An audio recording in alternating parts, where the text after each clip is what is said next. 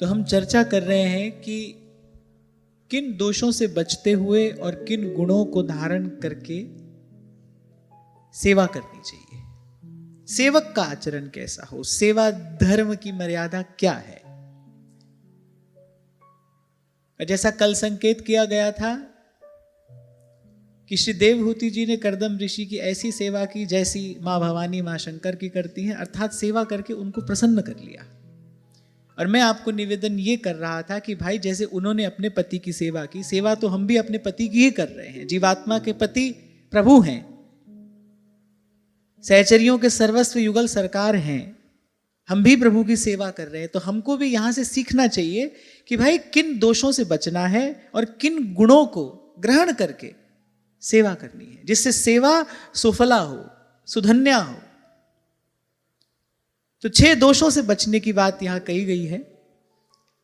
कौन कौन से? वासना, दंभ, द्वेष, लोभ, पाप और मद। और फिर कुछ गुण हैं जिसमें सबसे पहला है विश्वास, फिर है पवित्रता, फिर गौरव, फिर संयम। यहां तक हमने कल चर्चा की। आगे 2 गुण बताए हैं। एक तो कहा शुश्रूषा। शुश्रूषा का अभिधा अर्थ तो सेवा ही होता है, पर इसका अर्थ कर्तव्य परायणता और आज्ञाकारिता भी है। कभी कभी ऐसा होता है व्यक्ति जिसकी सेवा कर रहा है ना, उस पर उपकार करते हुए सेवा करता है कि देखो हम तुम्हारी सेवा कर रहे हैं, तुम पर उपकार कर रहे हैं। सेवा उपकार नहीं है, सेवा कर्तव्य है।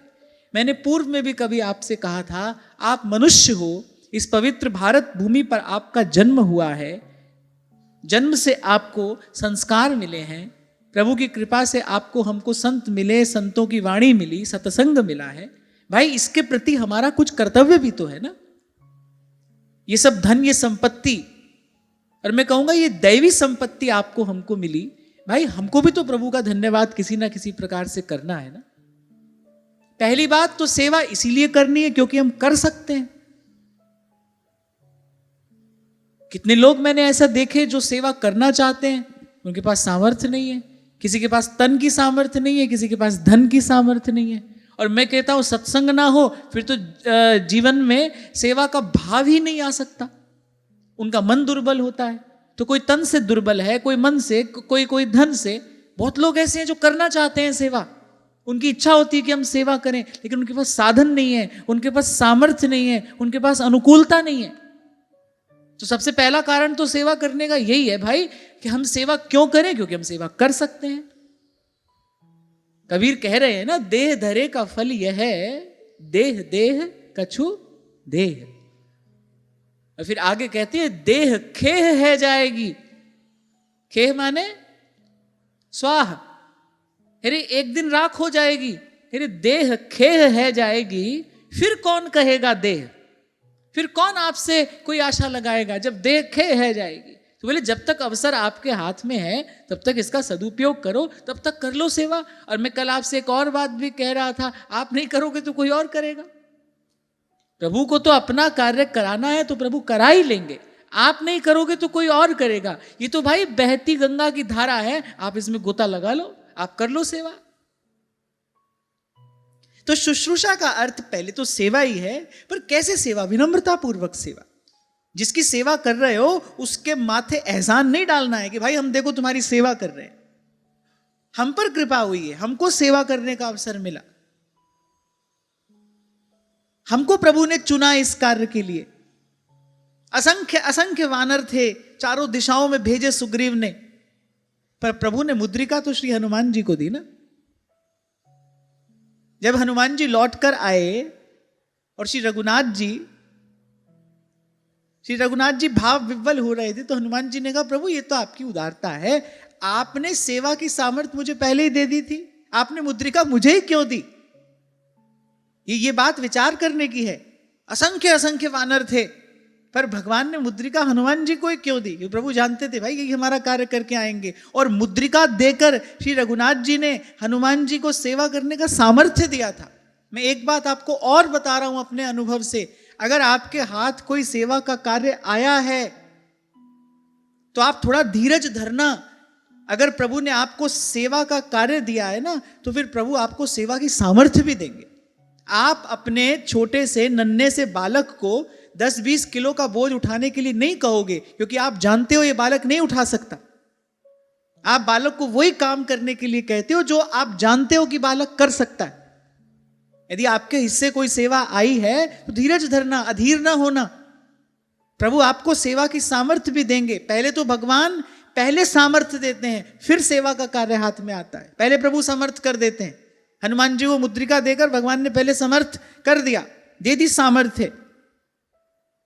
तभी श्री गोस्वामी जी कह रहे हैं, प्रभु मुद्रिका मेली मुख माही, जलधि लांघ गए अचरज नाही, दुर्गम काज जगत के जेते, सुगम अनुग्रह तुम्हरे ते।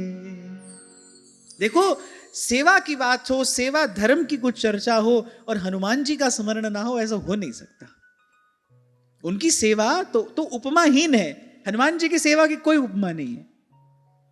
और उसी सेवा के बल पर क्या अर्जित किया हनुमान जी ने? चारों जुग परताप तुम्हारा, है प्रसिद्ध जगत उजियारा, साधु संत के तुम रखवारे, असुर निकंदन राम दुलार।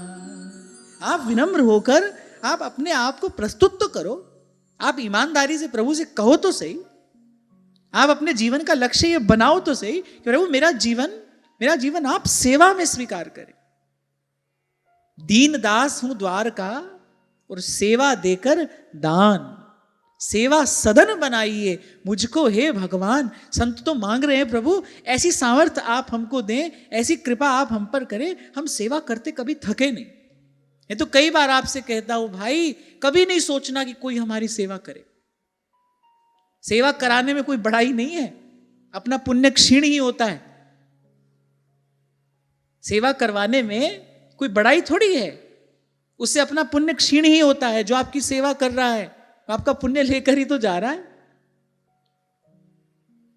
मैंने तो कई भगवत प्राप्त महापुरुषों के जीवन में ऐसा देखा, उनका आचरण ऐसा देखा, इतना सरल, इतना सहज उनका जीवन।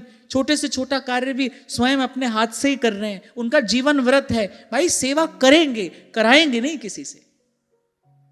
और आज ये चर्चा आई है तो मैं आपको कहूं कि ऐसा एक पवित्र संकल्प आप अपने मन में करो कि प्रभु आपको ऐसी सामर्थ्य दें कि आप सेवा करते रहें, कराएं नहीं। आप देखो, आपका तन मन धन तीनों स्वस्थ रहेंगे। आपका तन भी स्वस्थ रहेगा, आपका मन भी, आपका धन भी। तन मन धन तीनों स्वस्थ रहेंगे। आप बस एक संकल्प कर लो, बार बार कहिए प्रभु से। ये 2 पंक्तियां बड़ी प्यारी हैं, संत की वाणी है। कहिए, दीन दास हूं द्वार का, सेवा देकर दान,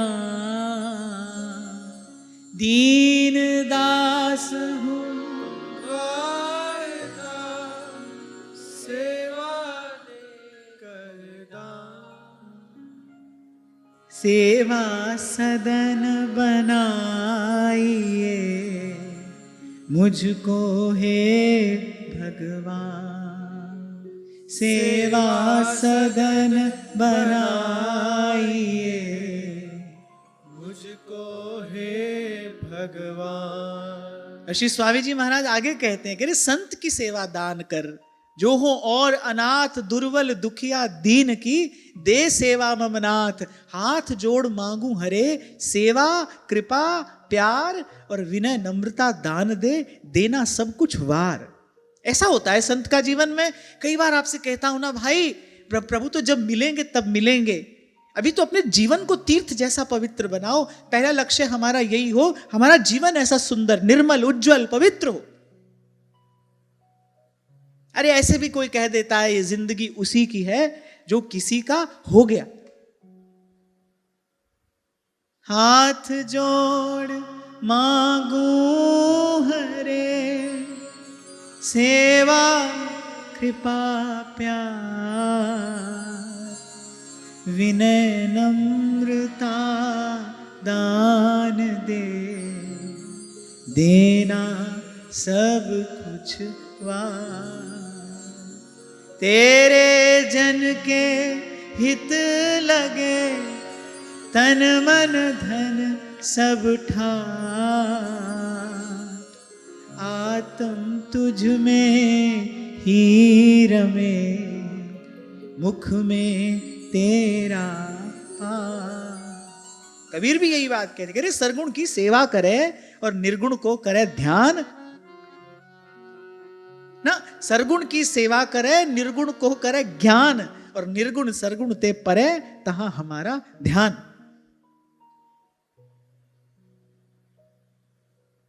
अब जब कहा सगुण की सेवा करे, फिर सगुण अर्थात मैं सेवक सचराचर रूप राशि भगवंत।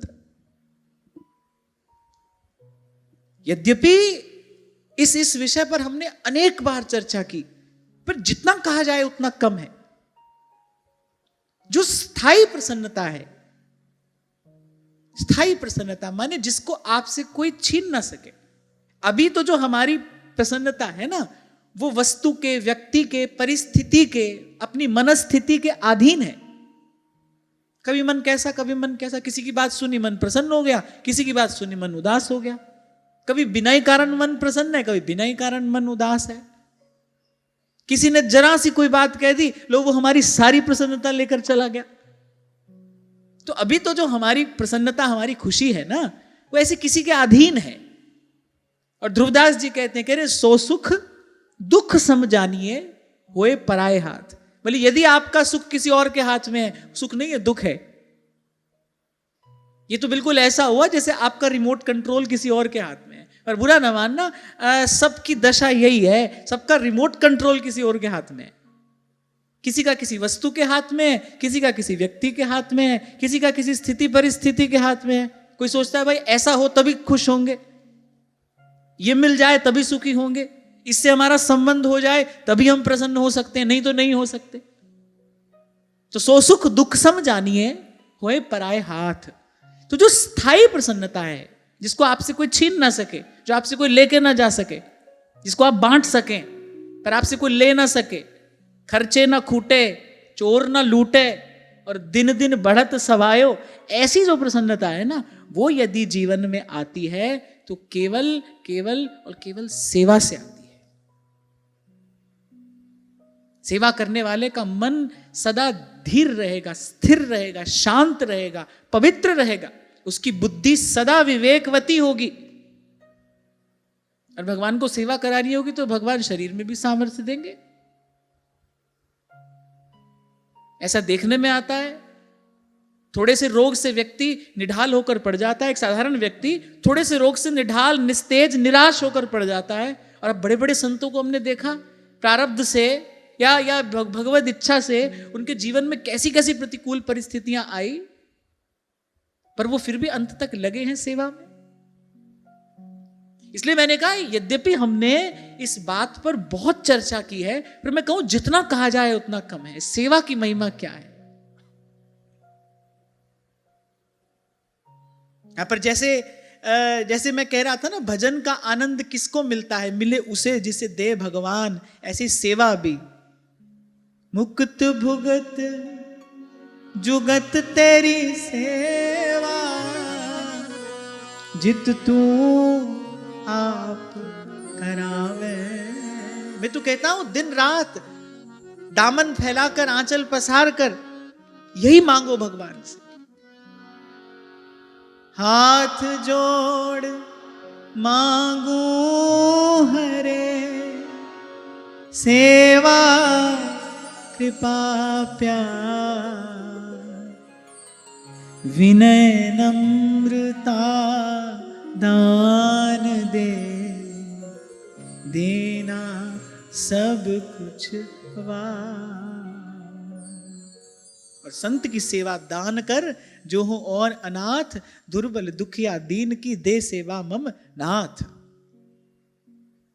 और हमको प्रभु ने कृपा करके जो मार्ग दिया, हमारे यहां तो उपासना का प्राण तत्व ही सेवा है।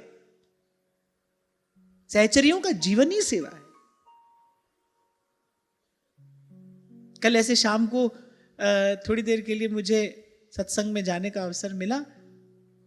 परम श्रद्धेय प्रातः स्मरणीय श्री मलुक पीठ वाले महाराज जी कथा कह रहे थे, तो उनका अकारण ही स्नेह है मुझ पर, तो उन्होंने कहा थोड़ी देर के लिए आप आइए। तो मैं सत्संग में गया, बड़ा सुंदर प्रसंग चल रहा था।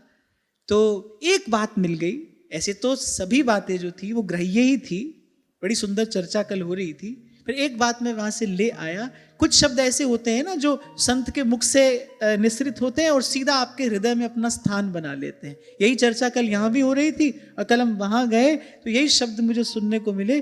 बोले वैष्णव की तो संपत्ति ही सेवा है, सेवा ही वैष्णव का धन है, सेवा ही हमारा धन है। यदि लोभ हो तो फिर इस बात का लोभ हो हमारा सेवा का धन कैसे बढ़े। कुछ दिन पहले हमने चर्चा की थी ना, भाई संपत्ति मिल जाए फिर अगला प्रयास क्या होता है, संपत्ति बढ़े कैसे। अब गुरु कृपा से, आचार्य कृपा से हमको श्री जी की और हरि भक्तों की सेवा की जो ये संपत्ति मिली है, अब अगला प्रयास हमारा यही होना चाहिए, सेवा बढ़े कैसे। संत की सेवा, भगवंत की सेवा, अभी तो कहता हूं सबकी सेवा, सबकी सेवा।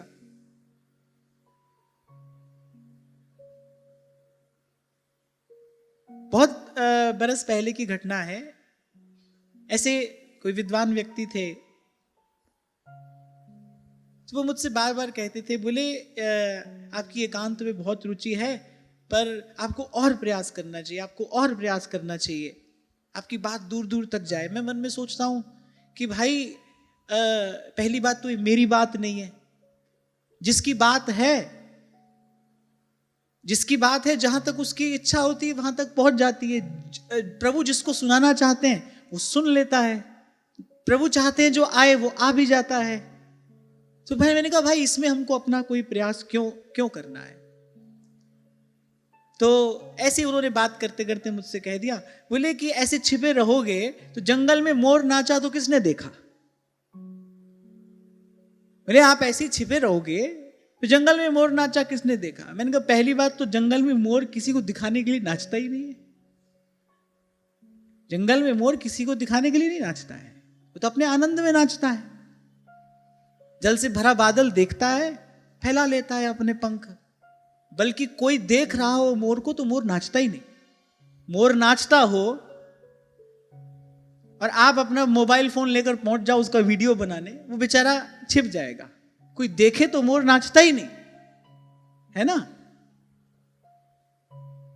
तो मुझे ऐसा लगता है कि भाई प्रभु ने हमको ये कार्य करने के लिए चुन लिया, अब हम इससे अधिक और क्या चाहें प्रभु से। और मुझे ऐसा लगता है, मैं बड़ी विनम्रता पूर्वक ये बात कह रहा हूं, आप इसको अन्यथा ना लेना, मुझे ऐसा लगता है कि मेरी बात दूर दूर तक पहुंचे, हमारी बात सब लोग सुने, सब लोग माने, इसमें लोक कल्याण की भावना कम और आत्म प्रतिष्ठा की भावना अधिक है। नहीं तो भाई पहली बात तो ये हमारी बात नहीं है, जिसकी बात है वो सर्वसमर्थ है। ये जिसकी बात हो रही है ना वो सर्वसमर्थ है। और मैंने तो भाई अब तक जीवन में देख लिया, कल भी आपको मैं कह रहा था, पास बैठा व्यक्ति अछूता ही रहता है, उसके कान पे, अच्छा शब्द नहीं है, नहीं बोल रहा मैं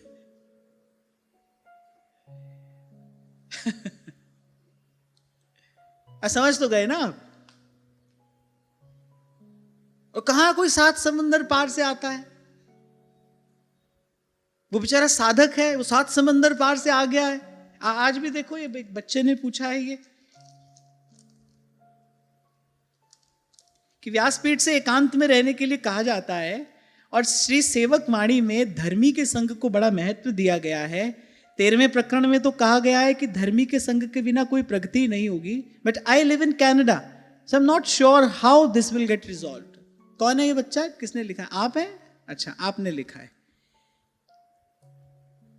तो सबसे पहले तो मैं आपको शुभकामना देता हूं कि वहां रहते हुए भी सत्संग की कृपा से आपके भीतर ये विवेक जगा है, आपको इस बात की चिंता है कि भाई मेरी साधन में उन्नति कैसी होगी। सबसे पहले तो श्री जी की यही कृपा है।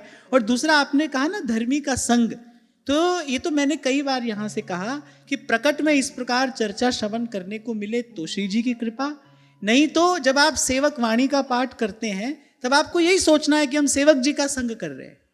आप ध्रुवदास जी की वाणी का पाठ करते हैं तो आपको यही सोचना है कि हम ध्रुवदास जी के ही संग में बैठे हैं। तो पहले दिन से यही कहता आया हूं आपको, संतों की वाणी गाता हूं, यही सोचकर भाई संतों के पास जाकर बैठे हैं, संत सुना रहे हैं, मैं नहीं सुना रहा हूं, हम तो सुनने वाले हैं, संत सुना रहे हैं। आप इस भाव से सत्संग करो। कल विराम के क्षणों में यही तो मैंने आपसे कहा था, अपना यही एक अनुभव तो मैंने बांटा था। संतों की चेतना सदा सर्वदा सर्वत्र नित्य शाश्वत रूप से विराजमान है। जैसे हरि व्यापक सर्वत्र समाना, ऐसे ही भगवान में और भगवान के भक्त में भेद नहीं होता। भगवान के संत भी वैसे ही नित्य हैं, शाश्वत हैं। उनकी सत्ता भी, जो गुरु सत्ता है, वो भी सदा सर्वत्र विराजमान है। आप जहां प्रेम से, भाव से, श्रद्धा युक्त होकर उनका ध्यान करेंगे, वो आपके हृदय में प्रकाश करेंगे। तो ये तो रिजॉल्व हो गया। और फिर आपने कहा कि साधक को कुछ चीजों के लिए प्रयास करने की आवश्यकता है और बाकी नाम जप के प्रभाव से हो जाएगा। इनके बीच में अंतर कैसे किया जाए? अब there is no general prescription, यहां सबके लिए एक जैसा मार्ग नहीं है। इसी को कहते हैं जब आप नाम जपते हैं, जब आप नाम जपेंगे तब आपके भीतर विवेक का स्वतः प्रकाश होगा।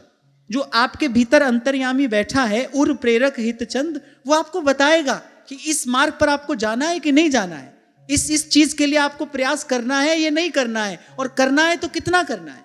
इस प्रश्न का उत्तर बाहर किसी से नहीं लिया जा सकता। ये विवेक का प्रकाश तो नाम जप की कृपा से आपके भीतर ही होगा। सो इस बात की भी चिंता करने की आवश्यकता नहीं है। आप नाम जपो। नाम जपना माने प्रभु की शरण में रहना। सतत प्रभु की शरणागति का अर्थ यही है, भगवान नाम जपा जाए, भगवान नाम की शरण में रहा जाए। कल भी मैं आपको कह रहा था, नाम के रूप में गुरु ही आपके साथ रहता है, वही आपके अंग संग रहता है। और जब साथ है, वो हमारे साथ है जब आप तो किस बात की चिंता। पर फिर भी आपके लिए शुभकामना, आप वहां रहते हो, पर फिर भी आपको अपने साधक जीवन की चिंता है। ऐसे ही अपने साधक जीवन की चिंता और प्रभु का चिंतन करते हुए ही इस मार्ग पर आगे बढ़ना चाहिए। तो खैर मैं तो ये कह रहा था, पास में बैठा व्यक्ति ठूठ की तरह बैठा ही रहता है, जैसे गंगा जी के जल में पत्थर पड़ा ही रहता है, पत्थर ही है वो, जन्म बीत जाएंगे। जब कोई पत्थर को बाहर निकालेगा, उससे पूछेगा क्यों रे, ये गंगा जल के संग से तूने क्या पाया है? वो कहेगा ये मेरे ऊपर जो कीचड़ काई जमी है, यही मिला है मुझे, तो हमको तो यही मिला है। मैं इसी विश्वास से आपसे सदा कहता हूं, जहां प्रभु ने आपको रखा है एक बार उसको स्वीकार कर लो सच्चे हृदय से, अपने मन में इस बात का दृढ़ विश्वास, दृढ़ भरोसा करके कि भाई मेरे प्रभु ने मेरे लिए जो विधान किया है उसी में मेरा मंगल है, उसी से मेरा कल्याण होगा। क्यों? क्योंकि मेरे प्रभु कौन है? मंगल भवन अमंगल हाय। मैं प्रभु की शरण में हूं, मेरा अहित कैसे हो सकता है, मेरा अमंगल कैसे हो सकता है?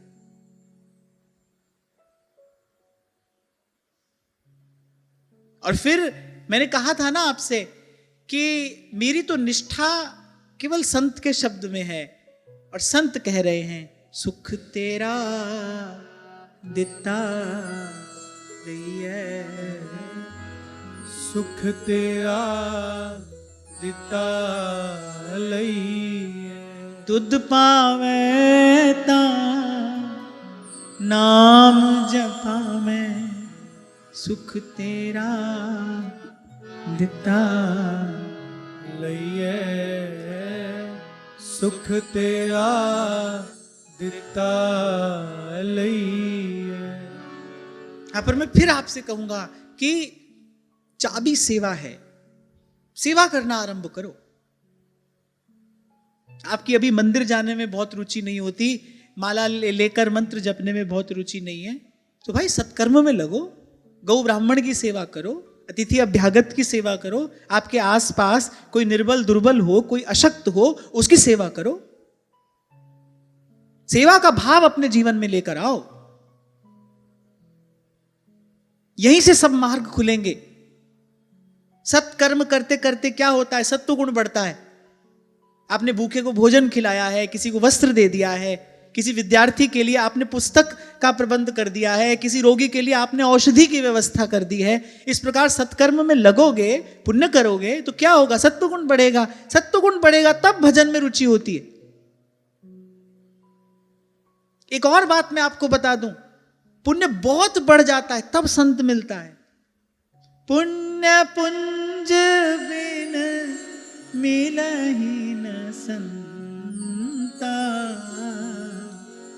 सतसंगति संस्कृति करि अंता। सत्वगुण बढ़ेगा, इस प्रकार सेवा करोगे, किसी का सहयोग करोगे, किसी के लिए साधक बनोगे, सत्वगुण बढ़ेगा, वो आपको भजन सत्संग में लेकर आएगा। पाप बढ़ा हुआ तो सत्संग की ओर आओगे ही नहीं। तुलसी पिछले पाप थे, हरि चर्चा ना सुहार। आ भी गए तो यूं ही लौट जाओगे। सत्कर्म करो, सत्वगुण बढ़े, जीवन में रुचि होगी आपकी, संत के दर्शन में रुचि होगी, अच्छे लगने लगेंगे संत, फिर पहुंचोगे आप। वो सत्वगुण आपको धकेलेगा सत्संग की ओर। और जब सत्संग में आओगे, जब संत और भगवंत की सेवा की महिमा सुनोगे, संतों गुरुजनों की कृपा से थोड़ा लगोगे सेवा में, तब वो पुण्य प्राप्त होता है जिससे सच्चा संत मिलता है, जिसकी शरण में बैठ मिले विश्राम। तो बड़ी भारी महिमा है। इसीलिए मैंने कहा जितना कहते जाएं उतना कम है। भारी महिमा है। एक भी दिन हमारा जीवन का एक भी दिन बिना सेवा के नहीं जाना चाहिए। जैसे लोभी व्यक्ति होता है ना, जो धन का लोभी, वो सुबह से शाम तक अगर उसकी गांठ में कुछ पड़े नहीं, उसकी संपत्ति बढ़े नहीं, तो उसको रात को नींद नहीं आती। बोले आज का दिन तो व्यर्थ चला गया, बेकार गया, कुछ भी नहीं कमाया आज। और गोस्वामी जी कह रहे ऐसी तो प्रीति हो हमारी, कामी ही नारी प्यारी जिमी, लोभी ही प्रिय जिमीदान, तिमि रघुनाथ निरंतर, प्रिय लागो मोहिरा। मैं कहता हूं इसका तो लोभ होना चाहिए। हमारी सेवा कोई कैसे ले जाए। किसी भी बात में उदार बनो, सेवा नहीं बांटनी चाहिए अपनी किसी के साथ। कल महाराज श्री यही सुना रहे थे कि महाराजा अम्बरीश का ही प्रसंग चल रहा था, और एक प्रकार से सेवा भाव के तो वो आचार्य हैं। किस प्रकार सप्त द्वीपवती पृथ्वी के चक्रवर्ती, एक छत्र सम्राट होते हुए भी कैसे कैसे प्रभु के श्री मंदिर की छोटी से छोटी सेवा भी स्वयं करते हैं। महाराज श्री से कल सुन के आया, सो मैं आपको सुना रहा हूं। एक बार महाराजा अम्बरीश के मन में आया, भाई अपने हाथ से चक्की चलाए, अन्न पीसे और फिर ठाकुर जी को भोग लगाए। तो वो सेवा कर रहे थे तो पसीना आ गया, श्रम अधिक हो गया, ठाकुर जी से देखा नहीं गया। ठाकुर जी ने कहा देखो ये सारी पृथ्वी के एक छत्र सम्राट हैं और देखो कैसी सेवा में लगे हैं। तो वो जहां बैठकर चक्की पीस रहे थे, ठाकुर जी पीछे आए और अपने पीतांबर से उनको पंखा करने लगे। अब जब वो शीतल शीतल पवन लगी और श्री ठाकुर जी के श्री अंग की वो दिव्य सुगंध, जब भक्त तो पहचानता है, जो सदा समीप रहेगा, जो सदा सन्निकट रहेगा, उसका तो पूर्ण परिचय हो जाता है भगवान के स्वरूप से भी, भगवान के स्वभाव से भी। तो पहचान गए। तो एकदम पीछे मुड़कर देखा तो ठाकुर जी मंद मंद मुस्कुरा रहे हैं और अपने पीतांबर से बयार कर रहे हैं। तो महाराजा अम्बरीश ने कहा प्रभु आपको ये शोभा नहीं देता, आप ये जो हमको ये बेजन डुरा रहे हैं, आप जो हमारी सेवा कर रहे हैं, आप अखिल कोटि ब्रह्मांड नायक हैं, हम आपके दास हैं, आपके सेवक हैं, ये आपको शोभा नहीं देता। ठाकुर जी ने कहा आपको भी ये शोभा नहीं देता, और अगर आपको ये शोभा देता है फिर हमको भी ये शोभा देता है। इस प्रकार सेवा प्रभु को कैसे अपने अधीन कर लेती है, इसी बात की तो चर्चा यहां हो रही है। यानी ऐसी सेवा की देवहूति ने कर्दम ऋषि की, जैसी जगदम्बा मां भवानी महादेव की करती है। पतिव्रताओं में वो शिरोमणि है। मां पार्वती वो पतिव्रताओं में शिरोमणि है। इसलिए आप देखिए, चाहे वो श्री जानकी जी हो या श्री रुक्मिणी जी हो, प्रभु से संबंध होने से पहले उन्हीं का आशीर्वाद लेने तो वो जाती हैं। क्यों? क्योंकि पतिव्रताओं में वो शिरोमणि है। जन्म कोटि लगी रगर हमारी, बरऊं संभुनत रहूं कुमारी, तजाऊं न नारद करी उपदेशो, आन कहीं सत बार महेशु। और कहते हैं कि महादेव की भी इतनी आत्यंतिक प्रीति है उनसे कि अपने अपने हृदय की गूढ़ से गूढ़ बात भी महादेव उनसे कह देते हैं। आगम तंत्रों में अनेक अनेक स्थानों पर ऐसा वर्णन मिलता है। महादेव कहते हैं, गिरिजा तुम्हारी मुझ में निष्कपट प्रीति है, और जिसकी निष्कपट प्रीति हो पहले उससे कुछ छिपाना नहीं चाहिए, क्योंकि जो आपसे पूर्ण रूपेण निष्कपट हो गया है, आपको भी तो उससे निष्कपट रहना चाहिए ना, उससे कुछ छिपाना नहीं चाहिए। तो महादेव अपने हृदय की, अपने भाव की गूढ़ बात भी कह देते हैं। महादेव ने ही कहा जगदम्बा से कि मैं तुम्हें बताऊं मेरे हृदय में क्या रहता है। मेरे हृदय कमल पर सदा वृंदावनेश्वरी नित्य निकुंजेश्वरी वृषभानु नंदिनी श्री राधा के चरण युग में ही विराजमान रहते हैं। वही मेरा सर्वस्व है, उन्हीं का भजन करता हूं मैं, और उन्हीं के रस में छका रहता हूं। ये मेरे पास जो भी सामर्थ्य है, ये उन्हीं श्री चरणों के भजन का प्रताप है। कहते कहते कह ही दिया महादेव ने, लेकिन साथ में ये कह दिया, कहना नहीं किसी से, ये तो तुम्हारी मुझ में ऐसी निर्मल प्रीति है, तो मैंने तुमसे बात कह दी। तो ऐसी जगदम्बा, और वो ऐसी सेवा करती है महादेव की। कह रहे वैसी सेवा, ये बहुत बड़ी उपमा दी है। देवहूति जी की सेवा को बहुत बड़ी उपमा दी है कि वैसी सेवा की जैसी मां पार्वती करती हैं। और इस सेवा का फल क्या मिलेगा? इनके गर्भ में भगवान आएंगे। सेवा का फल क्या है? सेवा का फल है भगवान, सीधे सीधे। श्री राधा वल्लभ जी का पुराना मंदिर आप दर्शन करते हैं, जहां इस समय श्री महाप्रभु जी विराजमान है। जब वो मंदिर बन रहा था, जब उसका निर्माण हो रहा था, तो श्री कल्याण पुजारी जी सेवा करते थे। मंदिर निर्माण में वो अपनी सेवा, अपना सहयोग देते थे। अब श्री गोसाई जी जब संध्या समय सब श्रमिकों को पारिश्रमिक देते थे, तो वो देखते थे कि भाई ये जो श्रमिक है, ये सेवा तो सबसे अधिक करता है, लेकिन पारिश्रमिक लेने नहीं आता है। अब श्री गोसाई जी भी बड़े बड़े धीरमती, वो उनकी सेवा भावना, उनकी सेवा में जो तत्परता है, वो जो शुश्रूषा थी, देखते रहे। जब तक मंदिर का निर्माण हुआ तब तक उनका नियम था, नित्य से सेवा अपनी निवेदन करते थे। अब बाकी सारे जो श्रमिक थे वो तो नित्य अपना पारिश्रमिक ले लेते थे। उन्होंने पूरे निर्माण कार्य में कुछ नहीं लिया, सबसे अधिक सेवा की, लेकिन लिया कुछ नहीं। जब निर्माण कार्य पूरा हो गया, तब श्री गोसाई जी ने उनको बुलाया। श्री वनचंद्र महाप्रभु ने कहा कि हमने देखा है भाई, तुमने सेवा तो सबसे अधिक की, लेकिन तुमने पारिश्रमिक बिल्कुल नहीं लिया। हम तुम्हारी सेवा से प्रसन्न हैं, तुम बताओ क्या चाहते हो। तो उन्होंने कहा कि प्रभु आप प्रसन्न हैं और आप देना चाहते हैं, तो फिर हमको आपसे कोई साधारण वस्तु नहीं लेनी चाहिए। अब जब आप प्रसन्न होकर हमको देना ही चाह रहे हैं, तो आप मुझ पर कृपा करिए और मुझे श्री राधा वल्लभ लाल के श्रीअंग की सेवा प्रदान कर दीजिए। और श्री गोस्वामी जी भी बड़े उदार, भाव का मर्म जानने वाले, उन्होंने श्री कल्याण पुजारी जी को लगा दिया श्री राधा वल्लभ लाल की सेवा पे। संतोष रखा और धीरज धरा। संतोष का जल छिड़क के धीरज के आसन पर बैठकर सेवा करते रहे। अंत में मिला क्या? राधा वल्लभ लाल की श्रीअंग सेवा। इस दुर्लभ वस्तु की प्राप्ति हुई। सेवा का प्रसाद प्रभु ही है। और मैं तो कहता हूं, जब प्रभु अनुकूल हो जाते हैं, जब प्रभु प्रसन्न हो जाते हैं, तभी जीवन में सेवा आती है। नहीं तो भाई जीव तो जन्म जन्म का प्रमादी है, अहंकारी है। अभिमान और प्रमाद से युक्त व्यक्ति कैसे सेवा करेगा, किसकी सेवा करेगा?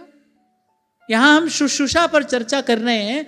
शुश्रूषा का अर्थ ही है विनम्रता पूर्वक सेवा, सेवा को अपना कर्तव्य समझकर किया जाए।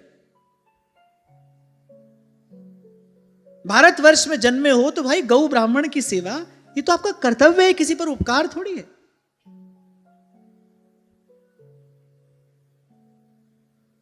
थोड़ी सी राशि आप किसी गौशाला में देते हो, आप कहते हो भाई हमारी पर्ची काट दो, और गौशाला वाले पर आप उपकार और करते हो। अरे भाई भारतवासी हो, सनातन धर्मावलंबी हो, गौ ब्राह्मण की सेवा तो मैं तो कहूंगा ये तो बहुत साधारण कर्तव्य है, तो करना ही चाहिए। और ये किसी पर कोई उपकार नहीं, तो हमारा कर्तव्य है। हमको ऋषि मुनियों की इस भूमि पर जन्म मिला है, उनके पवित्र संस्कारों से सुसंस्कृत होने का हमको अवसर मिला है, भाई इतना तो हम करें। और गृहस्थ व्यक्ति को तो गौ और ब्राह्मण का ग्रास दिए बिना खाना ही नहीं चाहिए। आप ठाकुर जी की सेवा भी करो, श्री जी की सेवा करो, पर फिर भी मैं आपको कहूंगा, आप हम सब सनातन धर्मावलंबी हैं, हम सबके घर में प्रतिदिन गौ और ब्राह्मण की सेवा के निमित्त कुछ ना कुछ अवश्य निवेदन किया जाना चाहिए। आप 10 रुपया गौग्रास के लिए नित्य निकालिए, और जहां भी आप रहते हैं वहीं पर जो गौशाला हो वहां जाकर आप सेवा करिए, और कर्तव्य बुद्धि से। ये कोई गौशाला पर उपकार नहीं कर रहे, आप कर्तव्य बुद्धि से सेवा करिए। यही चर्चा तो मैं आपसे कर रहा हूं भाई। सत्कर्म करोगे तो सत्व गुण बढ़ेगा, सत्व गुण बढ़ेगा तो भगवान के भजन की इच्छा होगी, सत्व गुण बढ़ेगा तो भगवान के भजन में आनंद आएगा। ऐसे प्रमादियों की तरह अपने सोफा पर पड़े पड़े भजन नहीं होता है। भजन के लिए हृदय की भूमि को तैयार करना पड़ता है। और मैंने तो भाई एक नहीं अनेक उदाहरण अपने जीवन में देखे। कितनी भी बुद्धि हो, कितनी भी चतुराई हो, संत तो कहते हैं चतुराई चौपट करे। कितनी भी बुद्धि हो, कितनी भी चतुराई हो, प्रत्यक्ष रूप से अगर आप किसी की सेवा में नहीं लगे तो आपके भीतर कभी भी भक्ति रस का संचार नहीं हो सकता, भगवान के निकट नहीं जा सकते। बड़े ज्ञानी हो जाओगे, बड़े पंडित हो जाओगे, बड़े कर्म कांड में कुशल हो जाओगे, पर कह रघुपति सुन भामिनी बाता, मानो एक भगति करी नाता, मानहु एक भगति करी नाता। अब पहले तो क्या था ना भाई, माताएं बहनें चौके में रहती थी तो वह अपना कर्तव्य समझकर पहली रोटी गौ के लिए, फिर ब्राह्मण के लिए, फिर अतिथि के लिए, इस प्रकार से रसोई करती थी। अब आज तो भाई अब तुम सब बड़े आदमी हो, तुम्हारे आगे सब सेवक सहयोगी हैं। इसी प्रकार जो हमारी जीवन शैली है ना, उसमें छिद्र होते चले जा रहे हैं, जिससे जीवन का ओज तेज सब बहता चला जा रहा है। ये सब पुरानी बातें नहीं है, और अगर आप इसको पुरानी भी कहो तो फिर मैं कहूंगा ओल्ड इज गोल्ड। यही अच्छी जीवन शैली है, यही स्वस्थ जीवन शैली है। किसी को खिलाकर खाना,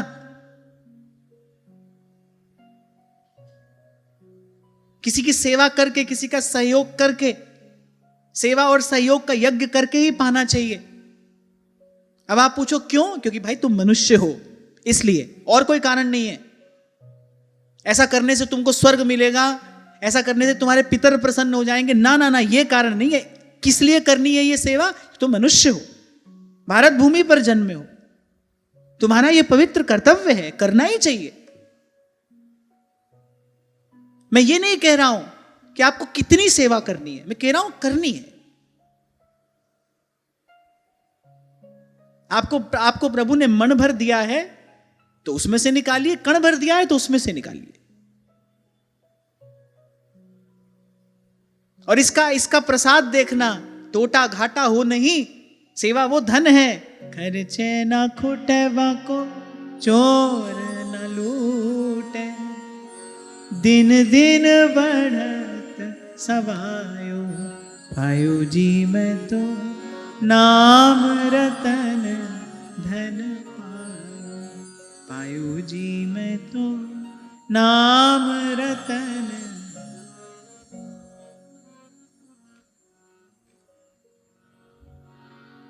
तो शुश्रूषा, विनम्रता पूर्वक सेवा, सेवा को अपना कर्तव्य समझ कर करना, सेवा करते करते हमारे मन में वो विनम्रता बनी रहे। ये समझकर सेवा करनी है भाई, ये मैं किसी के लिए नहीं कर रहा हूं, अपने लिए कर रहा हूं। एक संत के मुख से मैंने सुना था, तुम्हारे द्वार पर कोई याचक आया, तुमने उसको दिया,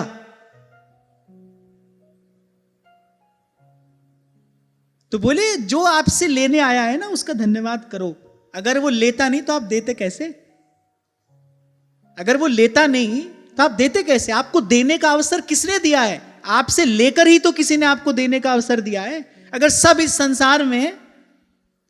संसार में आपसे अधिक ही हो तो किसको दोगे? कौन लेगा आपसे? सेवा का अवसर कैसे आएगा जीवन में? तो जो लेने आ रहा है ना आपसे, वो आपसे वस्तु लेकर आपको सेवा करने का अवसर दे रहा है। अरे 2-5 रुपया आप मार्ग में किसी भिक्षुक को दे देते हो, वो आपको कितना आशीर्वाद देता है।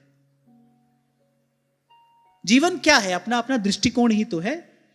संत की दृष्टि से देखो, लाली मेरे लाल की जित देखूं तित लाल। और हमारी दृष्टि कैसी है? फिर जहां जाए वहां महाराज, वहां पर विपत्ति ही विपत्ति है, बड़ा कष्ट है, बड़ी परेशानी है, पता नहीं भगवान हमारी कब सुनेगा। अरे भगवान ने तुमको मनुष्य बनाकर यहां भेज दिया, भगवान ने तो तुम्हारी सुन ली, तुम हमारी बात सुनो। तुम नहीं सुन रहे हमारी बात, हमारी बात सुनो हमारी। और राम सिमर राम सिमर, ए ही तेरो काज है, राम सिमर राम सिमर। संत की बात सुनो। नानक जन कहत बात, बीनस जई है तेरो गात। नानक जन कहत बात, बीनस जई है तेरो गात। सब संत यही कह रहे हैं, कह रहे काल करे सो आज कर, आज करे सो अब। श्री महाप्रभु कह रहे हैं हरिपद भजना विलंब कर। अरे देर मत करो, अभी कर लो ये कार्य, आज ही कर लो, अभी कर लो। नानक जन कहत बात, कह रहे बिनस जई है तेरो गात। जिस शरीर का इतना मान किए रहते हो, क्या है? कह रहे पानी केरा बुदबुदा और मानुष की जात। पानी केरा बुदबुदा, जैसे पानी का बुलबुला फूटने में कितनी देर लगती है, ऐसे ही थोड़ी सी हवा नहीं झेल सकता पानी का बुदबुदा। ऐसे ही एक क्षणभंगुर शरीर है, फिर इसका मान किए बैठे हो। फिर बिनस जई है तेरो गात, ये तो कपूर की भांति उड़ते उड़ते उड़ जाएगा, देखते देखते समाप्त हो जाएगा। कैसी बुद्धि की जड़ता है, कैसा पर्दा व्यक्ति की आंख पर पड़ा रहता है। श्री नागरीदास जी कहते हैं दर्पण देखत देखत नाई। सुबह शाम शीशे के सामने जाकर खड़े होते हो, पर बोले देखकर भी नहीं देखते, देखकर भी नहीं देखते। देखते देखते तुम क्या से क्या हो गए, होते जा रहे हो। इसी को तो कहते हैं बिनस जई है तेरो गात। और देखो व्यक्ति की मूढ़ता क्या है, बाल सफेद होते उनको फिर काला करने में लग जाता है। बाल सफेद हुए, प्रकृति कुछ संकेत कर रही है, प्रकृति मां है ना, वो कुछ बता रही है, बेटा समय जा रहा है, देख कहां से कहां आ गया, कुछ नहीं किया, अब तो कर। बाल सफेद हुए, बोले आप कहां गए? जाना तो मंदिर चाहिए था, जाना तो किसी संत के पास चाहिए था, तुम कहां पहुंच गए? कहां ब्यूटी पार्लर में। लो भाई इनका कुछ इंतजाम करो, इनको रंग दो। चेहरे पर झुर्री पड़ी, पहुंच गए बाजार में, भाई इसकी कोई व्यवस्था करो। जाना कहीं और था। ये सब देखकर क्या करते, ये सब देखकर तत्काल भजन में लगते बिना विलंब। और पहुंच गए कहां?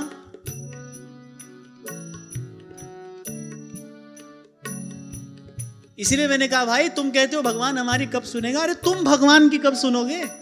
भगवान कह रहा है भाई संतों के मुख से हम बोल रहे हैं और बोले चले जा रहे हैं। भगवान कह रहे हैं देखो संतों के मुंह से हम बोले ही जा रहे हैं। तुम कह रहे हो भगवान हमारी कब सुनेगा, मैं कहता हूं तुम हमारी कब सुनोगे।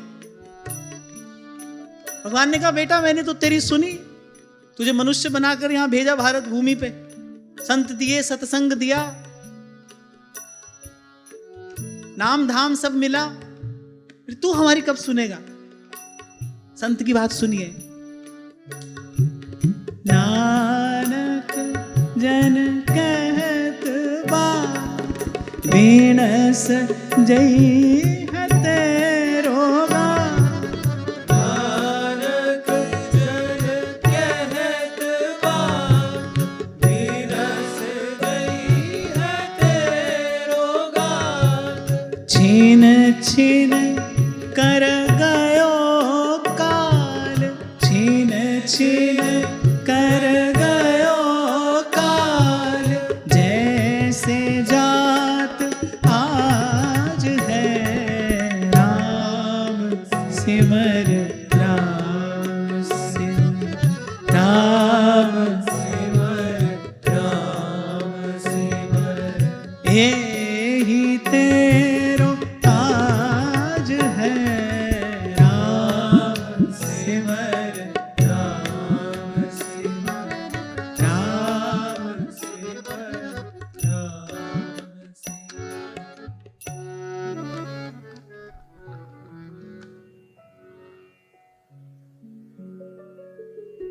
अच्छा देखो ये ऐसी सुंदर चर्चा हुई, ये भी किसकी महिमा है? ये सेवा भाव की तो महिमा है।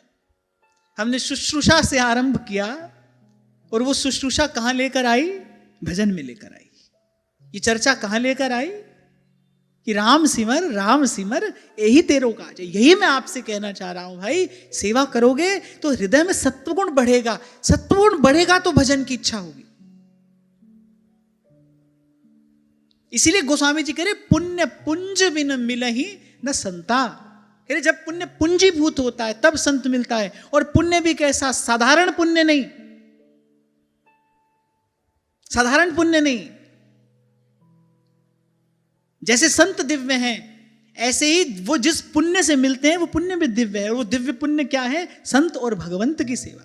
संसार में सबकी सेवा करोगे सत्वगुण बढ़ेगा। मैं आपको सूत्र दे रहा हूं, यहां अपने आसपास जिस परिवेश में आप रहते हो देखो, कोई दीन दुर्बल हो, कोई अशक्त हो, कोई रोगी हो, उसकी कोई आवश्यकता आप पूरी कर सकते हो, उसके लिए आप कुछ साधक बन सकते हो, कोई सहयोग कर सकते हो, करो।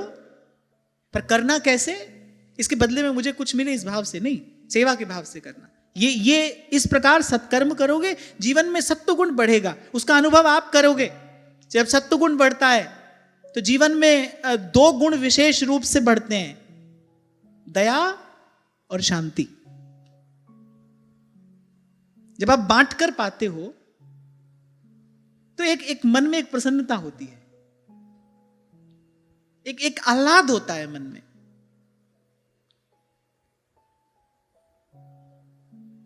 एक अलग सी शांति का अनुभव आप करते हो भीतर, एक तृप्ति का, एक शांति का। जब सत्वगुण बढ़ेगा तो ये दो बात आप अपने जीवन में देखोगे, दया और शांति। हृदय दया से सरस हो, मन शांत हो, शांत मन और कोमल चित्त से संत के पास बैठोगे तभी तो उसकी बात समझ में आएगी। पाषाण के जैसा हृदय हो और मन दसों दिशाओं में दौड़ता हो, बैठो संत के पास, कुछ पल्ले पड़ेगा? नहीं पड़ेगा। जब सेवक जी ने कहा कि श्रोता सोई परम सुजान, सुनत चित रति करे, मन शांत होगा और आपका हृदय कोमल होगा तभी तो संत की बात, संत का शब्द आपके हृदय पर अपना कुछ प्रभाव छोड़ेगा। ये विज्ञान है, ये मैं कोई कहानी नहीं सुना रहा आपको, ये जीवन विज्ञान है। कैसे हृदय को अनुकूल बनाया जाता है संत के, सत्संग के। जब इस प्रकार सत्कर्म करते हुए सत्संग में पहुंचोगे और सत्संग सुनते सुनते जब अंतःकरण निर्मल होगा और फिर जब गुरुजनों की कृपा से संत भगवंत की सेवा मिलेगी, फिर उससे आत्म कल्याण का पथ प्रशस्त होता है। सत्संगति संस्कृति करी अंता। हमको संत मिलता है, हम क्या करते हैं? हमको संत मिले, मान लो हो जाए चलते चलते किसी संत का दर्शन, चलो पहले तो फिर भी व्यक्ति दंडवत प्रणाम करते थे, चरण स्पर्श करते थे। आजकल तो फोटो ले लो, सेल्फी ले लो, यही तो होता है। हमको संत मिलता है, हम ये करते हैं। रैदास जी को संत मिला, कह रैदास मिले हरिदासा, जन्म जन्म की पूरी आशा, जन्म जन्म की पूरी आशा। कोई ऐसोर भेट संत, मेरी लाहे सगली चिंत, ठाकुर स्यों मेरो रंग लावे, ठाकुर स्यों मेरो रंग लावे। अरे वो तो भगवान को देने वाला है। संत से उदार इस संसार में और कौन होता है? तो भगवान को देने वाला है। वो मिला और कुछ पाना रह जाता है। जिनको संत संग की महिमा ज्ञात है वो कहते हैं, कह रैदास मिले हरिदासा, जन्म जन्म की पूरी आशा। मैं तो कहता हूं भगवान भी मिलेंगे, अगर बिना संत के भगवान भी मिले तो वो कामना पूरी करेंगे, वो आपकी कामना पूर्ण कर देंगे। पिछले प्रसंग में हमने सुना, वो तो भक्तवांछा कल्पतरु हैं। कर्दम ऋषि ने कहा प्रभु हमको एक सुंदर धर्म पत्नी चाहिए, गुण संपन्ना। भगवान ने कहा ले लो भाई। कर्दम ऋषि ने यही तो कहा, हमारे पिता की आज्ञा है, हमको विवाह करना है, तो हम दूल्हा बनना चाहते हैं, तो आप हमको दुल्हन दो। भगवान ने कहा दुल्हन ले लो। वहां एक दूल्हा बन के जा रहा है, रास्ते में पड़ा संत का आश्रम, उसने प्रणाम किया और संत कह रहा है रज्जब तय गज्जब कियो, अरे सिर पे बांधा मोर, आया था हरि भजन को करी नरक की ठोर। जाते जाते हाथ पकड़कर और लगा दिया भगवान के भजन में। भगवान से दुल्हन मांगी कर्दम ऋषि ने, भगवान ने दे दी। संत ऐसा नहीं करता, इसलिए भगवान मिलेंगे वो कामना पूरी कर देंगे। संत मिलेगा, जन्म जन्म की पूरी आशा, जन्म जन्म की पूरी आशा। मैं तो कई बार आपसे कहता हूं भाई अच्छी बात तो यही है, न मांगो, पर अगर मांगे बिना न रहा जाए, फिर प्रभु से यही कहना, प्रभु पहले तो आप हमको सेवा दीजिए, और उस सेवा के प्रसाद स्वरूप कोई ऐसोर भेट संत, मेरी लाहे सगली चिंत, ठाकुर स्यों मेरो रंग लावे, ठाकुर स्यों मेरो रंग लावे। देखो भक्ति का प्राण भाव है। भगवान कह रहे कह रघुपति सुन भामिनी बाता, मानव एक भगति कर नाता। भगवान कह रहे भाई हम तो एक भक्ति का नाता मानते हैं, और उस भक्ति का जो प्राण है वो भाव है। इसीलिए तो किसी की भक्ति जीवंत है, विश्व को अमृत कर देने वाली है। और हमारी भक्ति भाई अब चल ठीक है, हमारा काम चल रहा है, अब जो होगा देखा जाएगा, लेकिन किसी की भक्ति जीवंत है, उसमें भाव रूपी प्राण संचरित है। भक्ति का प्राण भाव है। भगवान भक्ति का नाता मानते हैं और वो भक्ति जीवंत होती है भाव से। और रैदास कहते हैं साध संगत बिना भाव नहीं उपजे, भाव बिन भगति नहीं हुए तेरी। साध संगत बिना भाव नहीं उपजे। भगवान मेरे हैं, मैं भगवान का हूं, ये भाव कहां से आएगा? कौन सी दुकान से खरीद कर लाओगे? कितना धन देकर ले आओगे? क्या करके प्राप्त कर लोगे? ये तब करोगे, साधन करोगे तो भाई यही उत्तर मिलेगा, ठीक है जितना किया है उसके बदले में कुछ ले लो।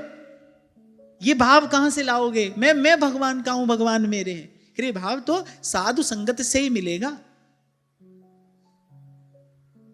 जब बाईसा कहती है ना, संतन संग बैठ बैठ लोक लाज खोई, वो लोक लाज खोई का अर्थ क्या है? कि रे जो देहाध्यास था इसकी निवृत्ति कैसे हुई? ना मैं स्त्री हूं ना पुरुष हूं, मैं तो प्रभु का हूं, प्रभु मेरे हैं। ये भाव हृदय में कैसे सुदृढ़ हुआ? कह रहे संतन संग बैठ बैठ लोक लाज खोई, आंसुअन जल सींच सींच प्रेम बेल बोई। संतों के संग बैठे, हृदय द्रवीभूत हुआ। संतों के मुख से जब भगवान की कथा सुनी, भगवान का गुण सुना, तब हमारा हृदय द्रवीभूत हुआ। नेत्रों से अश्रु प्रवाहित हुए। करे असुवन जल सींच सींच, और उन्हीं अश्रु जलों से सींच कर प्रेम बेल बोई। और करे दीर्घ काल के सत्संग के पश्चात, जैसा श्री काकभुसुंडी जी ने कहा, तब ही हो ही सब संशय भंगा, जब बहुकाल करिए सत्संगा, जब बहुकाल करिए सत्संगा। और दीर्घ काल के सत्संग के पश्चात कह रहे अब तो बेल फैल गई, अब कहा करेगो कोई। ये जो निर्भयता आई है ना, ये दीर्घ काल के सत्संग के पश्चात आई है। जब कहा तबई होई सब संशय भंगा, जब बहुकाल करिए सत्संगा। जब तक संशय है तब तक जीव अपने स्वरूप में स्थिर नहीं है, और जब तक अपने स्वरूप में ही स्थिर नहीं है तब तक तो भाई चिंता भी है, भय भी है, क्लेश भी है, सब कुछ है। जो पंच क्लेश लगे हैं वो तो साथ हैं ही। दीर्घ काल के सत्संग का क्या फल मिला? कि अब तो बेल फैल गई, कहा करेगो कोई। और इस सब का फल क्या मिला? मारा रे गिरिधर गोपाल, मारा रे गिरिधर गोपाल। इसलिए जो करने योग्य कार्य है उसको अविलंब करिए, देर मत करिए। चूड़ो तिलक दोवड़ो माला, सील बरत सिंगारा, और बरत रत मोए नहीं भावे, और बरत रत मोए नहीं भावे। ये गुरु ज्ञान हमारा मीरो रंग लाग्यो हरि जी सू, अब ना रहूंगी मैं अटकी, मेरा मन लाग्यो हरि जी सो, अब ना रहूंगी मैं। तो विनम्र होकर और कर्तव्य भाव से सेवा करना है, इसे कहते हैं शुश्रूषा। सेवा जैसा भाव, दिव्य भाव हमारे जीवन में है, लेकिन हमारे जीवन में वो फलीभूत होता दिखाई नहीं पड़ता। जो खींचातानी मन में बरसों पहले थी, वही खींचातानी आज भी है। कल किसी और वस्तु के लिए थी, बस आज किसी और वस्तु के लिए। कल किसी और कारण से थी, आज किसी और कारण से। कल उसका दोष किसी और को देते थे, आज किसी और को देते। इसे कहते गति ना होना। सेवा जैसा दिव्य भाव हमारे जीवन में है, पर फलीभूत क्यों नहीं हो रहा? ये कुछ बातें हैं जिनका ध्यान रखकर, इसीलिए आरंभ में मैंने कहा इन 6 दोषों से बचते हुए और इन 6 गुणों को धारण करके सेवा करना, फिर सेवा सुफला होती है। इस बेल पर फल आता है, अमृत फल, प्रेम फल। कहा ना सेवा का फल तो भगवान है, क्योंकि सेवा स्वयं फल स्वरूप है, फल रूपत्वात्। जैसे आपको छोटा सा उदाहरण दिया मैंने, ये तो प्रत्यक्ष उदाहरण आपके हमारे सन्मुख है। श्री कल्याण पुजारी जी ने मंदिर निर्माण में सेवा की, लेकिन कुछ लिया नहीं, माने निष्काम सेवा की। सेवा के बदले कुछ चाहा नहीं, अपना कर्तव्य समझकर सेवा की। अरे ऐसा थोड़ी कि उन्होंने कुछ चाहा नहीं तो उनको कुछ मिला नहीं। श्री राधा वल्लभ लाल की श्रीअंग सेवा, आप बताओ कि देव दुर्लभ संपत्ति उनको प्राप्त हुई सेवा के बल से। और हमारे श्री महाप्रभु जी का तो प्राण सेवा है, प्राण है उनका सेवा। छोटी छोटी लकड़ी बीन कर अपने उस जीने से उत्तरीय पट में रखते जा रहे हैं। एक बार आप इस दृश्य की भावना करो। कहां व्यास जी कह रहे हैं, हुतो रस रसिकन को आधार, ऐसे हमारे महाप्रभु जी प्रकट प्रेम को रूप धर श्री हरिवंश उदार, करुणा निधि और कृपा निधि श्री हरिवंश उदार। कैसी कैसी महिमा रसिकों ने गाई है श्री महाप्रभु जी की। और आप उनका जीवन देखो। व्यास जी आए तो क्या करे, रसोई में दाल बना रहे। व्यास जी को तो ये लगा भाई हम तो आचार्य का दर्शन करने जा रहे हैं, सोने के सिंहासन पर बैठे होंगे, छत्र चंवर से उनकी सेवा हो रही होगी। व्यास जी तो यही सोच कर आए थे, क्योंकि व्यास जी राजगुरु थे। उनको लगा भाई गुरु ऐसे ही होते हैं। व्यास जी को लगा था भाई गुरु तो हमारे यहां ऐसे ही होते हैं, राजा महाराजा दंडवत कर रहे हैं, प्रणाम कर रहे हैं, शिष्य लोग छत्र चंवर लेकर सेवा कर रहे हैं, पादत्राण लेकर खड़े हैं, हम ऊंचे आसन पर बैठे हैं। पर यहां तो कुछ और ही दृश्य देखा। जब यहां ऊंची ठौर पर आए, कहां है, रसोई में है, थोड़ी प्रतीक्षा करिए। बोले नहीं नहीं हम प्रतीक्षा नहीं कर सकते। वहीं पहुंच गए, महाप्रभु का दर्शन किया, तन मन प्राण शीतल हो गए। कुछ पूछने के लिए आया हूं मैं। महाप्रभु जी ने कहा भोग लग जाए, प्रसाद पाकर फिर बैठिएगा। बोले हमने जब वहां से चले तो हमसे प्रतीक्षा नहीं हुई। जैसे हमने सुना आपके विषय में चल दिए हम, अब यहां पहुंच गए हैं तो अब तो हम और प्रतीक्षा नहीं कर सकते। पर देखा क्या कर रहे हैं, रसोई में दाल बना रहे हैं। छोटी छोटी लकड़ी बीन बीन कर रख रहे हैं। वर्षा ऋतु है, कैसे अमनिया सिद्ध होगा। पहुंच गए जंगल में, करील की कुंजे हैं, ऊपर नीचे कंट का कीर्ण भूमि है। छोटी छोटी लकड़ी बीन कर अपने उस जीने से उत्तरीय पट में रखते जा रहे हैं। कभी कभी श्री चरण कमलों में कोई कांटा भी चुभ जाता है। यही देखकर तो नाहरमल जी को असह्य पीड़ा हुई और वो कह बैठे जो उनको कहना था।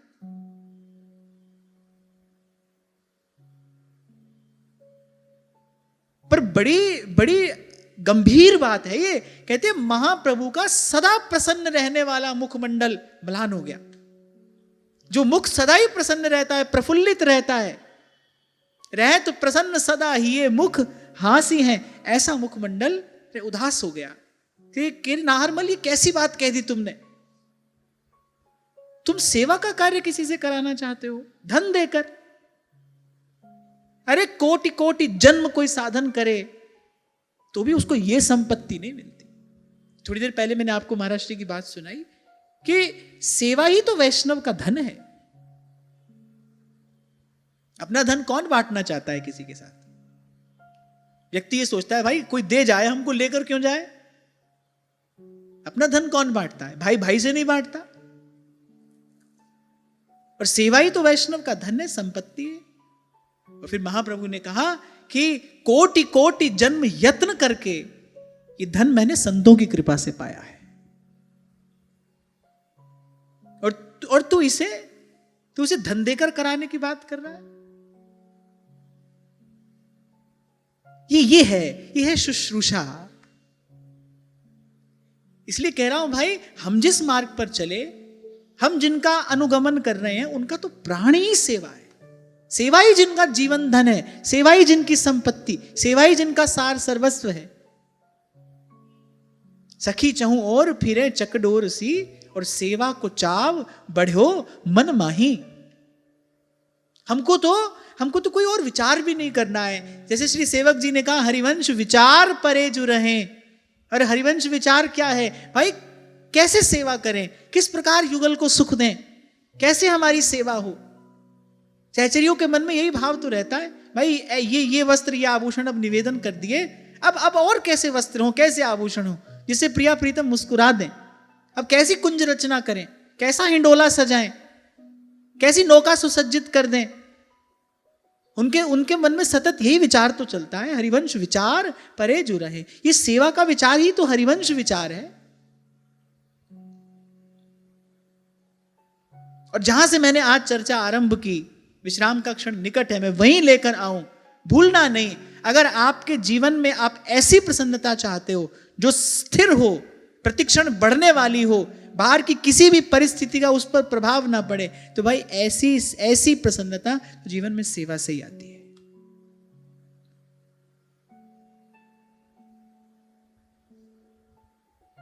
और इसका फल क्या है? फिर भगवान मिलेंगे। सेवा के प्रसाद स्वरूप प्रभु स्वयं आते हैं। और जिनको सेवा का सुख मिल गया है, जिनको सेवा का रस मिल गया है, वो तो कहते प्रभु आप भी हमको दर्शन दे मत दे, आपकी सेवा मिलनी चाहिए। सेवा जीवन है। इसका दर्शन कहां होता है? हनुमान जी को देखिए, एक दिन थोड़ी सेवा नहीं मिली तो व्याकुल हो गए, बोले हम जिए कैसे? सेवा के बिना हम नहीं जी सकते। कोई बात नहीं, भगवान का दर्शन हो नहीं हो कोई बात नहीं, सेवा मिले। जिसको सेवा का सुख मिला है, जिसको सेवा के उस रस की अनुभूति हो गई है, वो तो नहीं रह सकता है सेवा के बिना। सब छोड़ देगा वो, सेवा नहीं छोड़ सकता। ये जो प्रभु का कैंकर्य है, ये जो प्रभु के श्री चरणारविंद की ये जो सेवा है, जो रस रीति महाप्रभु जी ने हमको प्रदान की है, ये जो मंगला से शयन पर्यंत ये जो दिव्य भाव भावना हमारे आचार्य ने हमको दे दी है, अरे महादेव का जीवन धन है। और जैसा श्री महाप्रभु जी ने कहा नाहरमल जी से कि कोटि कोटि जन्म के यत्नों के बाद ये मैंने संतों की कृपा से पाई। सब करके पहुंचना कहां है? भगवान की सेवा में ही तो पहुंचना है। और आप देखो हमारे महाप्रभु जी ने हमको यहीं लगा दिया सेवा में।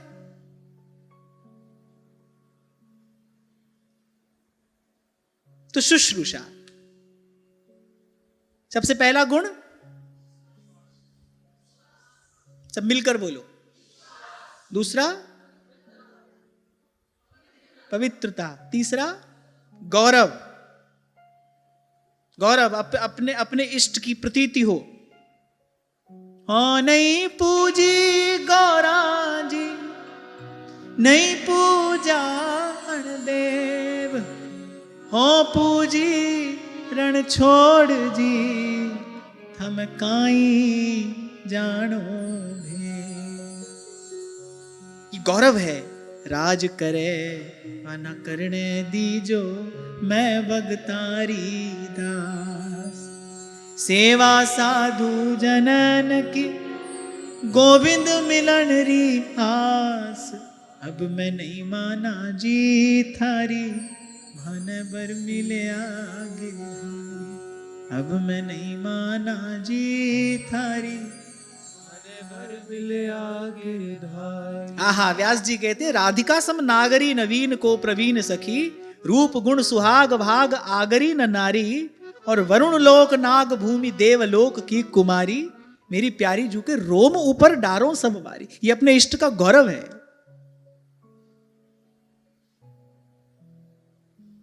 इस प्रतीति से युक्त होकर अपने इष्ट की सेवा। जैसे महाराज के रे साहेब मेरा वड समरथ था। जब श्री गोस्वामी जी ने कहा ना तुलसी मस्तक तब नवै, जब धनुष बाण लोहा, क्या है ये? अपने इष्ट का गौरव है। और ये वंदनीय है, अभिनंदनीय है। यहां कोई भगवान में भेद बुद्धि नहीं है। अगर गोस्वामी जी ये नहीं जानते कि ये वही हैं, तो ये बात कहते ही क्यों? ये जिनके हाथ में आज लकुट और मुरली है, ये वही हैं, तो गोस्वामी जी ये बात कहते ही क्यों? वो जानते थे कि वही हैं, पर कह रहे तुलसी मस्तक तब नवे, जब धनुष बाण लो। आज बोले हाँ आज अच्छे लग रहे हो, कहां कहो छवि आज की, भले बने हो नाथ, ये इस रूप में भी आप अच्छे लग रहे हो, पर तुलसी मस्तक तब नवे, धनुष बाण लो हाथ। ये अनन्यता, एक गौरव है ये अपने इष्ट का। तो विश्वास, पवित्रता, गौरव, और फिर संयम, मन का, वाणी का और क्रिया का संयम। भूलना नहीं कि भाई जब आप सेवा में हो ना, तब आप भगवान के प्रतिनिधि हो। जय विजय से गलती हुई तो ठाकुर जी ने आकर कहा भाई इनकी गलती नहीं है, मेरी गलती है, ये गलती इनकी नहीं है, मेरी है। सेवक की भूल स्वामी की ही भूल है। तो जब आप सेवा में हैं, ध्यान रखना आपकी भूल कोई आपके इष्ट, आपके गुरु की ओर उंगली ना उठाए।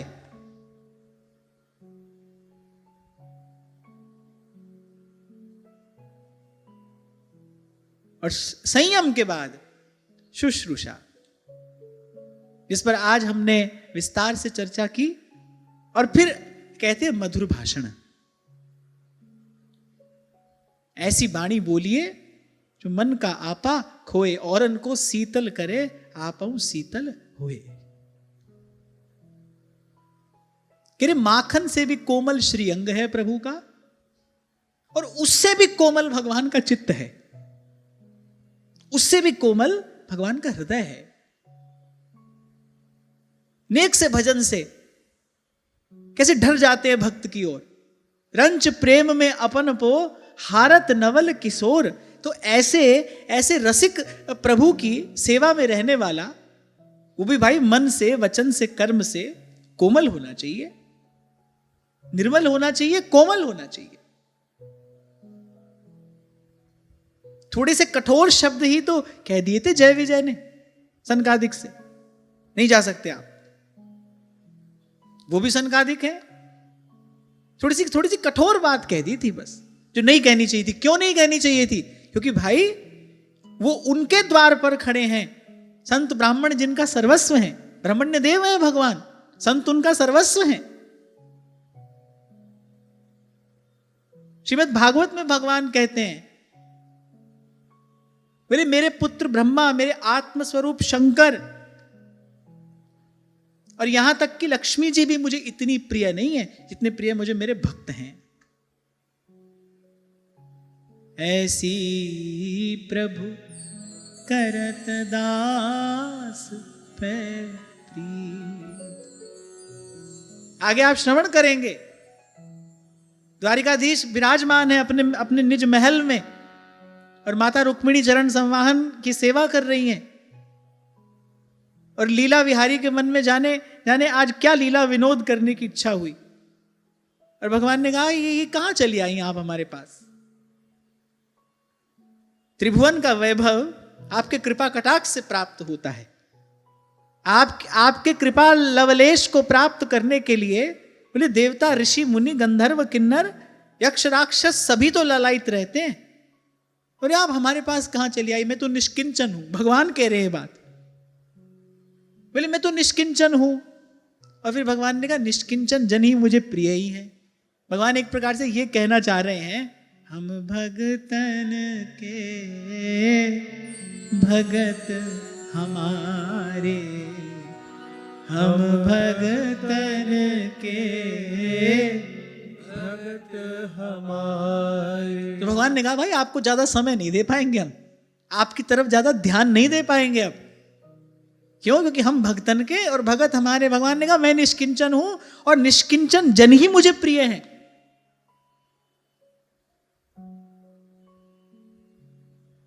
जब सुदामा पहुंचे द्वार पर, कहा कि मैं उनका मित्र हूं, तो द्वारपाल ने कहा कि ऐसा होता है द्वारिकाधीश का मित्र? सुदामा मन में कह रहे हैं कि बोले तुम जानते नहीं हो, द्वारिकाधीश का मित्र ऐसा ही होता है, ऐसा ही द्वारिकाधीश का मित्र हो सकता है, ऐसा निष्किंचन। और भगवान ने कहा भाई ऐसा ही जन मुझे प्रिय है, निरभिमान, निष्काम, निर्वैर। जो निरभिमान है, निष्काम है, निर्वैर है, ऐसा ही जन हमारा प्रिय हो सकता है। हम ऐसे भक्त के हैं, ऐसा भक्त हमारा है जो मेरे अतिरिक्त न देखता है, न देखना चाहता है, न जानता है, न जानना चाहता है।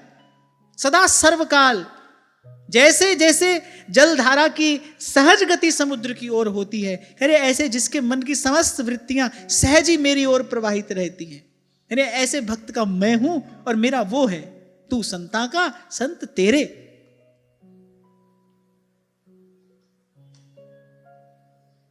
तो ऐसे प्रभु की सेवा में जो हो, उसका तो भाई आचरण भी मधुर हो, उसका व्यवहार भी मधुर हो, और उसकी वाणी तो मधुर होनी ही चाहिए।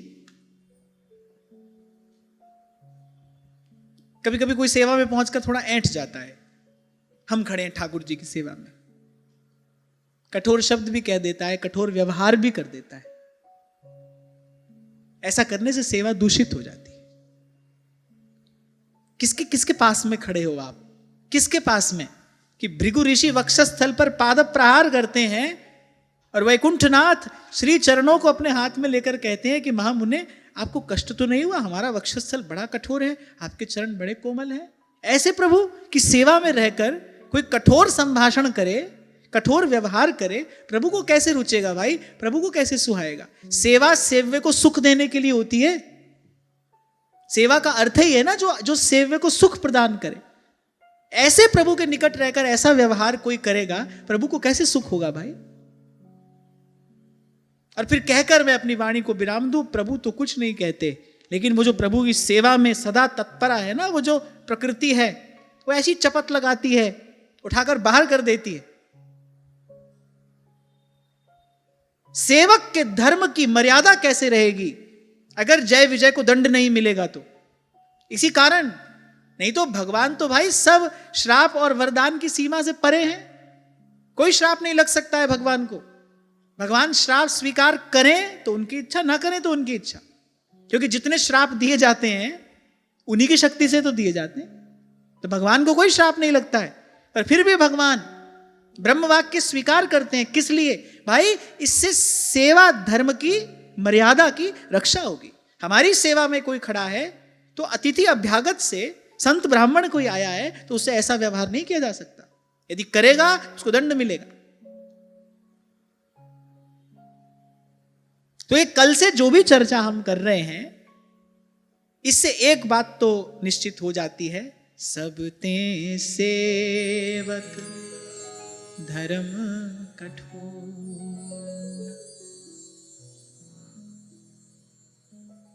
इसलिए नवदा भक्ति के बाद जब दशधा भक्ति की बात आई, सेवक जी महाराज कहते हैं, पाई रस भक्ति गूढ़ जुग जुग जग दुर्लभ भव इंद्रादि विधिम।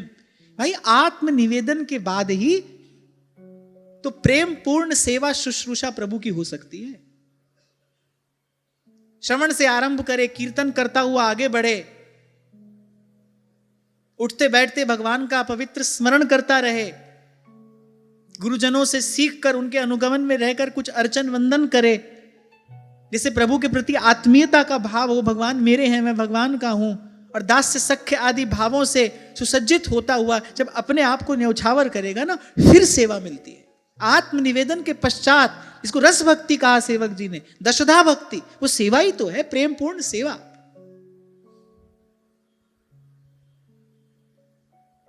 और जहां मैंने आपको निवेदन किया, बहुत बार कहा, पर जितना कहा जाए उतना कम है, और फिर आगे भी कहते रहेंगे। और सब कहकर भी जो सेवा का वास्तविक आनंद है, अनुभव रूपम, वो कहा नहीं जा सकता है भाई। वो तो सेवा करने वाला हृदय जानता है। अपने हाथों से जब सजाया जाता है प्रभु को, और अपने हाथों से प्रभु का श्रृंगार करके जब प्रभु को दर्पण दिखाया जाता है, तो दर्पण में प्रभु की छवि निहारने में क्या सुख मिलता है, ये कहा नहीं जा सकता। ये कहने की बात नहीं है, ये तो अनुभव का विषय है।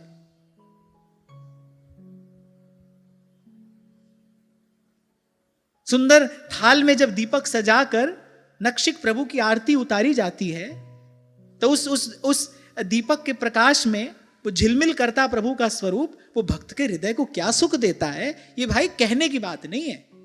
सेवा करके देखिए।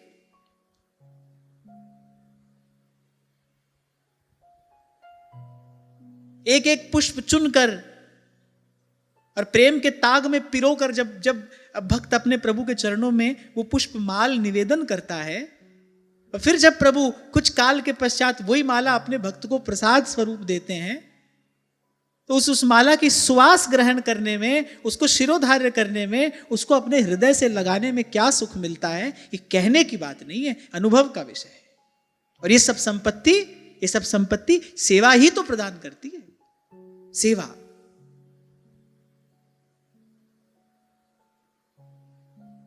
इसीलिए कभी आपसे मैंने कहा था कि सेवा भले थोड़ी करिए पर आप करिए, स्वयं करिए। सोफा पर बैठे हैं, कोई यहां से भोग का थाल ला रहा है, कोई चंदन घिस कर दे रहा है, कोई थाली में दीपक भी लगा कर दे रहा है, दीपक जला कर दे रहा है, और ऐसे सेवा हो रही है। दिल्ली की घटना है, एक बार है शंभू जी, वहां पे एक मंदिर में हम कथा कह रहे थे, बहुत बहुत पुरानी बात है। तो वो जो मंदिर के पुजारी थे, उन्होंने शंभू जी को बताया, बोलिए कि सुबह सुबह हमारे पास बिल्कुल समय नहीं होता है। क्यों नहीं होता है? बोलिए सब सेठ लोग आते हैं ना, तो ये बाहर से हॉर्न बजाते हैं, फिर हम दौड़ कर जाते हैं, उनका जल का लोटा लेते हैं और महादेव पर चढ़ाकर उनको जल का लोटा दे देते हैं, वो हमको भेंट देते हैं। देखो, ऐसे के लिए तो मुझे यही बात याद आ रही है, कह कबीर तब ही नर जागे, जम का दंड मूंड में लागे। इसे वो धन का मद कहते हैं, है ना। व्यक्ति सोचता है भाई सब खरीद लिया मैंने, भगवान भी मेरे अधीन हो गए, अब ना वेद शास्त्र की इसी मर्यादा की मुझे आवश्यकता है। क्यों? क्योंकि मैं तो हो गया धनपति ना। ये सेवा की मर्यादा नहीं है। और जो इस रीति से सेवा करे, उसका फल तो यही है भाई, उसके आंगन में स्वयं भगवान खेलते हैं। सेवा की डोर से बांध कर बिठाई तो लेता है भक्त अपने आंगन में प्रभु को, सेवा की डोर से बांधकर। अब यहां से हिलकर नहीं जा सकते प्रभु। श्री कुंभन दास जी खेत में हल चला रहे हैं, श्री लाल जी संग संग क्रीड़ा कर रहे हैं, और वहां राजभोग की जब आरती का शंखनाद हुआ तो कुंभन दास जी दौड़कर जाने लगे। ठाकुर जी ने कहा, बोले अरे आप कहां जा रहे हो, हम तो आपके संग यहीं खेल रहे हैं। बोले यहां तो आप अपनी इच्छा से खेल रहे हो जय जय, अभी आप खेल रहे हो, अभी आप चले जाओगे, आपको कौन पकड़ेगा। बोले वहां तो आचार्यों ने बोले प्रेम पूर्ण सेवा की डोर से बांध कर आपको बिठाया है ना, वहां से आप कहीं नहीं जा सकते। सेवा से बांध लिया जाता है प्रभु को, वहां से हिलकर नहीं जा सकते प्रभु। तो ऐसी इस सेवा की महिमा है। हाँ, पर इन कुछ दोषों से बचते हुए और इन कुछ गुणों को धारण करके सेवा करने का प्रयास करना चाहिए। आगे की चर्चा कल करेंगे। आज का भाव यही श्री जी के चरणों में निवेदन करते हुए, महाराज श्री के चरणों में प्रणाम। आप सबके हृदय स्थित प्रभु को, भाव प्रभु को नमन।